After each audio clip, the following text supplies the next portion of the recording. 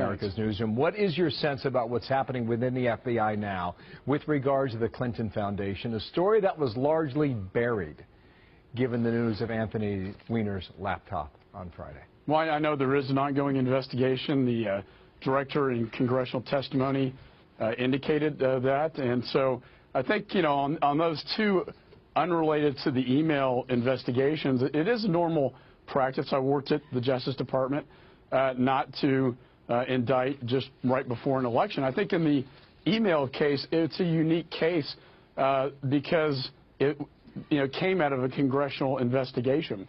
And Jim Comey, when he testified before Congress, told us that if new evidence developed in the case, that this case that had been completed would be reopened. So he simply gave us an update as he promised he would do so. Mm-hmm. Okay, you say it's unique, but in what other sense would that be? Okay, so it comes out of Congress. How significant would that be as opposed to a private citizen that would bring in information? Because of the nature of the case, the fact that he came before Congress and told us that if new evidence arose, he would update us on the case. Mrs. Clinton has been running around saying she's been cleared and the investigation is over, when in fact that is not a correct statement. There is now new evidence reopening the case and evidence that could be quite damaging. Remember, to get a search warrant, you have to have probable cause, and they had probable cause to get a search warrant for these emails on Huma Abedin's laptop. If she wins next Tuesday, what happens to that investigation?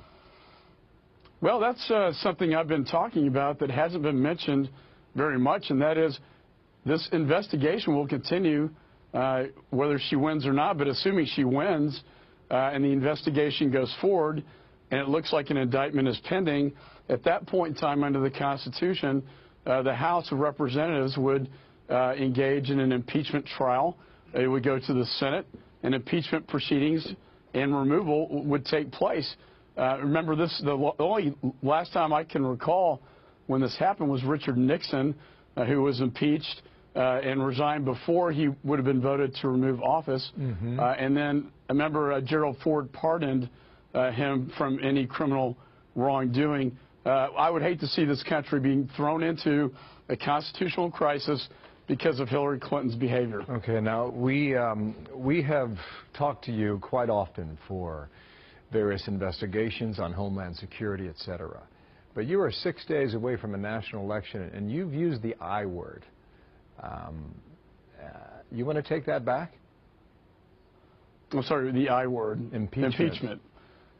I think with the new emails, if they're classified information, particularly emails that could have intent in those emails. We saw Podesta's WikiLeaks emails saying to dump all these emails. That's getting a little closer to intent. If we see an email that says, I know that's classified, but send it anyway, that would be the kind of smoking gun the FBI is looking for. That then, I think, would be the grounds for an indictment. I've said all along, Bill, this should have gone before a grand jury to take the politics out of this. This would not be a unique case to go before a grand jury, as I've done many times in the past. For whatever reason, they chose not to do that. I think there's ample evidence with the probable cause to get the search warrant now to go before the grand jury and present this new evidence. Wow. Mike McCaul from Texas, sir, thank you for coming back today. Strong stuff. Thanks a lot, Bill.